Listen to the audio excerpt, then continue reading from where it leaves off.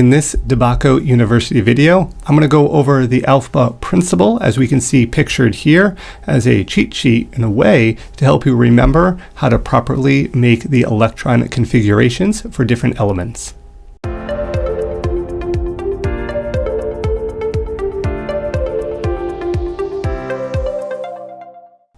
Right, this Aufbau Principle, from the word Aufbau meaning building up, is essentially a fundamental concept in atomic theory that explains how electrons are arranged in an atom.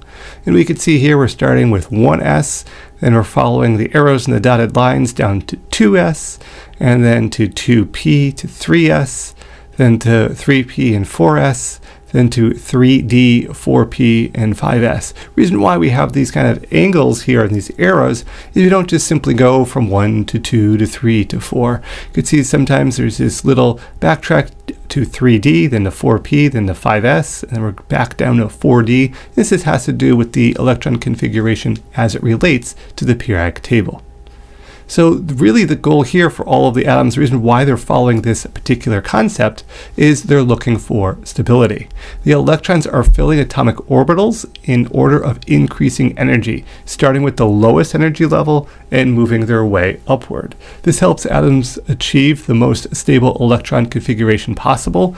And if you can kind of remember this little cheat sheet idea and this concept, this kind of roadmap, if you will, this can really help you ensure you're keeping everything nice and organized as you're filling out those electron configuration charts for different elements. And we could see that applied here to nitrogen as well as sulfur as we're following this, as we're going through, as a reminder as well that the S holds 2 electrons. We can see it's always S2. P orbitals can hold up to 6, and the D can hold up to 10. It doesn't mean they're always going to hold that number as we see here, but they can hold up to 10 before we're jumping to the next one. So this does take a little repetition and a little go through, but utilizing this principle, this can really help you stay organized, because this really tells you the order of filling and remembers the quantum number or the energy level. We can see that here with the large number, and then the azimuthal quantum number, or the orbital type. We talked about the different shapes of the s, p, d, and f orbitals. Orbitals with lower n plus l values fill first. If 2 orbitals have the same, then one of the lower n fills first. We can see that here. I'm going to show you another picture that's going to show you a little bit of the kind of stepwise scale that goes on. But this is a really quick, easy way to remember it, quick way to kind of write down, make the arrows. It can really help keep you organized. What's actually happening though with this filling these energy levels, this is kind of showing what it looks like here when we're related to energy. A little harder to remember, but maybe it's a better visual. Again, electrons fill at the lowest energy level first. In this case, the 1s would be the lowest. We could see the 2s, and we go to 2p, and then we go to 3s, 3p, and then we've got the 3d, and then the 4s. We think we just progresses normally. But if you notice, the 3D to 4S actually sits a little bit lower.